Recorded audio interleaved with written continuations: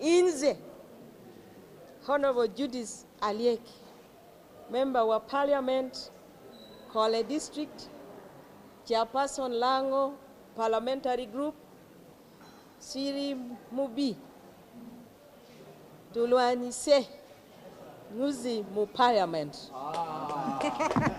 Congratulations. Thank you, Honorable Judith. Thank you so much. Tusigaziza omukono gumu gwokka gusigadde. Just the Uganda version.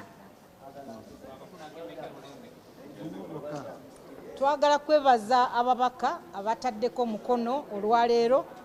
Olwaleero tufunye ababaka bana nga kuliko Honorable Dr. Tala Otiam, Member wa Parliament ow'Etororo, nga kuliko Honorable Okugoba ava Buruli, nga kuliko Honorable Chemaswet ava Queen District, ne Honorable Judith Aliek, mubaka omukyala owa Kole District era chairperson wa Lango Parliamentary Group. So tubadde ne ababaka 172 kati tuwongeddeko bana, so tulimu 176. Tusigazzaako omukono gumu gwokka tusobole okutwalayo motion waffe ewa clerk. So tusuubira nti oba enkya naye nga wiiki eno tenaba kuggwa tujja kufuna omukono ogwo ogumu ogusigadde. Naye ate tusaba ababaka abalala abatanaba kuteekako tetulina kubeera 177 bokka. Bwe tusukkawo kyekirungi kubanga tetusobola kulaba bannayuganda nga bali eyo beekalakasa ku lw'enguzi eri mu Parliament ate boogera ku Parliament ku babaka ffe ne tusirika nga tukyali mu comfort, tukyali ku bbali eyo. Tuveeyo ffenna tulwanyise enguzi. Bw'oba okimanyi nti tonaba oba tewali enguzi mu Parliament ekikugaana okuteekako mukono kiki? So nsaba abasigaddeyo mutwegatteko tusobole okulongoosa Parliament yaffe eno. Mwebale nnyo. Ono Sara weebale bonna. Omanyi ekalungu eyo gye nva waliyo ebyewuunyo. Nagende ewa Sister Medeo ku Lwomukaaga ne mugamba Sister Medeo waliyo e Bwanda mba sister tunoonya mikono nange munebaze nze n'emikisa abantu bagize balabise. Ekiriwo kati tusigazizza omukono gumu. Ate nga Sara bwagambye ffe tuli balooya, tiimu yaffe tugizimbye egenda mu kooti kuggyayo baana bonna abakwate. Tujja bawoleza mu kooti. Tetwaga kwati balina musango gubazizza. Naye kati gwe omubaka wa Parliament akyasirikiddeeyo mpola mpola jangu wano ku meeza y'ebyewuunyo y'ebyafaayo evumiddwa bagiwayiriza. Sara bamugambye sente azijja moki basiyazi Sewungu yazijja mu Nuupu n'aleeta agule babaka ba Parliament. Kati gwe nga bakuwayiriza nti Sewungu yakugula kweri n'osigala ng'otuddaawo. We tutuuse kati gwe advantage yo yakujja kuteeka linnya wano buli muntu ajjuze erinnya omukono gusigadde enkya tugenda kubeera wano. Bannamukisa mujje mugabane ku mukisa gw'okusayininga. Mujje mugabane ku mukisa gw'okusayininga. Sister Medeo n'engobi abakwateko. I want to thank our team, but I never told them last weekend I went to my constituency. There's a sister going to be declared the saint in the future, Sister Medeo. I went and said, Sister, we have struggled for these signatures, but I kindly do the needful with my prayers and my rosary here. And when I came back, I met Honorable Sara, when I was at Kubo. They said, don't worry, my blessings from Kalungu have come. Yes. We have been missing 5 signatures. Today, with the power of God, we are missing 1 signature only. And I want to attest to this. Members of Parliament, he's a lawyer, I'm a lawyer. All those who are arrested, people outside are crying. They are fighting. And for us, we keep quiet, members of Parliament. We are going to go to court and we shall give pro bono services free of charge for all those people who are arrested so that they get their constitutional rights and they are given bail out of court. But members of parliament, what are you waiting? The sugar cane is becoming sweeter and sweeter to the tail end. And that's where is the best part of eating a sugar cane.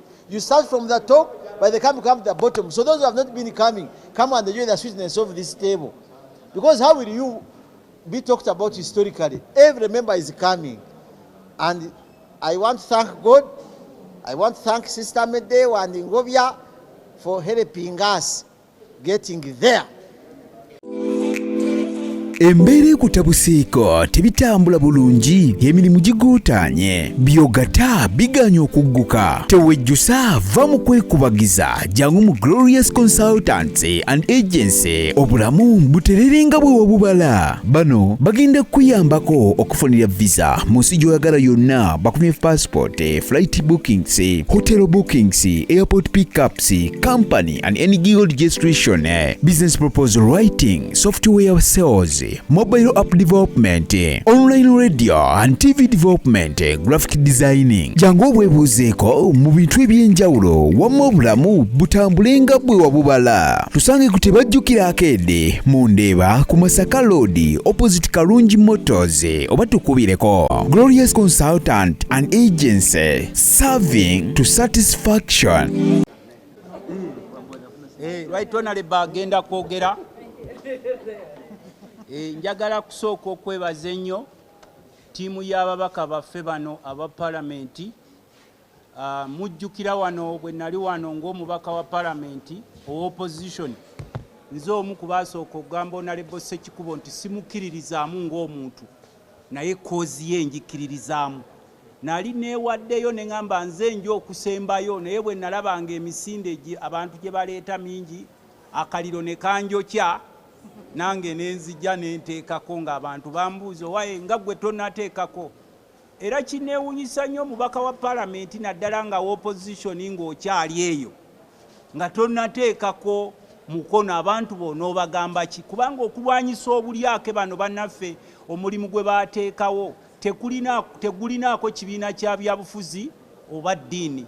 Era njagala kubeebaza nkimanyi omukono ogumu guli so precious era priceless okugufuna guyinza okutwala wiiki endala 2 naye at least wano we mutuuse nange ndaba bwebeera nsolo kubooya mukutteko. Era singa mubadde mu kyalo kyange twali badde tugamba babaweeyo kawayini munyweko abakanywako abanywa ne kacaayi mukanyweko kubanga omulimu gwe mubaddeko si mwangu. Ekisooka tulina bannaffe ababadde basuubira okubeera abakyapasonizi b'obukiiko bw'NRM babatuuzanga eyo mu Kasonda nti oyagala okubeera deputy chair w'akakiiko oba komiti oyagala okubeera chair kale genda oteekeko omukono. Era n'abasajja bano okulwisaawo okuteeka abantu abo ku bifo ebyo it is not accident. Babadde babala nti Bassekikubo paka bwe baligenda bateekewo ebifo nga bali balize nti bano bajja kumala bagende. Naye Ssekikubo njagala kubibaza ne ttiimu yaabwe. Nze I don't believe in individuals naye mbirivinga mu cause gye muliko. Ebweruwa bw'ofuluma wano palamenti ekifaananyi kye basooka okulabira nti oli mubbi. Era ffe ng'abava wano mu Buganda omusajja omu yabadde mu palamenti mubaka munnaffe n'agenda ajja akawaŋŋamula nti yagamba nti kati wano ekigambo w'ekitiibwa kitegeeza bubbi. Gwe omuzadde eyeetaze essomero erigenda okubangulira omwana wo nga muyeeya mukozi ate ayite ne first grade katukwanjulire Shehan Standard Day and Boarding Primary School abagenda okuteeka ebyensoma by'omwana wo ku mutendera ogusingira ddala. Empisa, eddiini, ebyemizannyo n'obuyiiya bwonna tubikulembereza ddala ng'ate ebyokulya n'ebyensula bya mulembe ddala. Tulina n'entambula eri abayizi abaviira ewala. Gwe ate omuzadde eyandiyagadde omwana wo okuyita ne first grade totunula obulala wonna okwewandiisa kugendera ddala maaso okuva ku nursery paka ku kibiina ekyomusanvu. Day ne boarding ng'ate n'ebisale birungi ate bisobokera ddala. Jjukira nti requirements zonna omwana wo azisanga ku ssomero. Tusangibwa Lubaga mu Bulwa zone okuliraana 24/7 motel.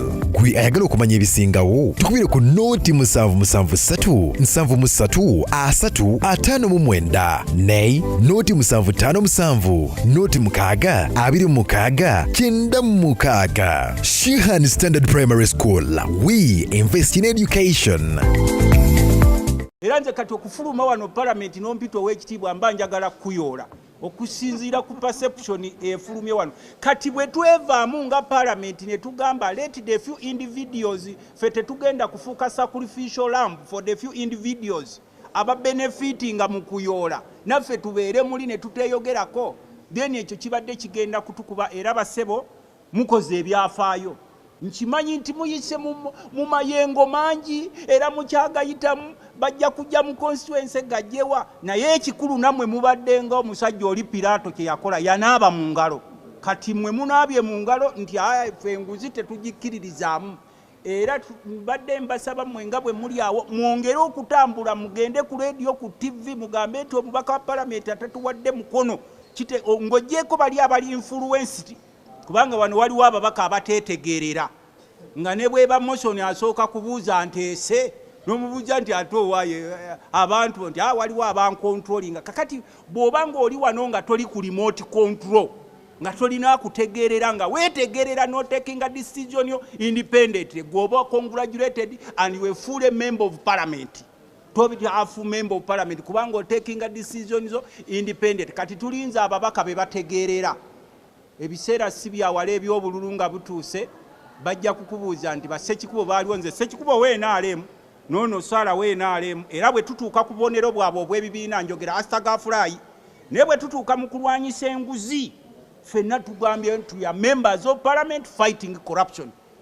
Tulina amakubo amabi olw'obulyake, tulina amalwaliro agatagenda mu ddagala olw'obulyake. Era kye tusaba Ssenkulu Sekikubo, corruption ereme okugirwanyisa, ereme komano mu parliament, kuba parliament ye yokka institution ery'enguzi. Bwe tuba tubaze wano tulinda ne chief justice naye okuteekawo ekitabo ewuwe wali eri bajjaji abalwanyisa obulyake nabo bagere ne state house bweto. Kakati neno tulyoke tube nga twejjeeko enziro. Era sebo mbayoza osanga ne suspension ya parliament evudde kumwe nti emikono giyinza okuba nga gibadde gijja kwera olwaleero, naga musoke mu kigale w'abasajja bano bayinza otugira.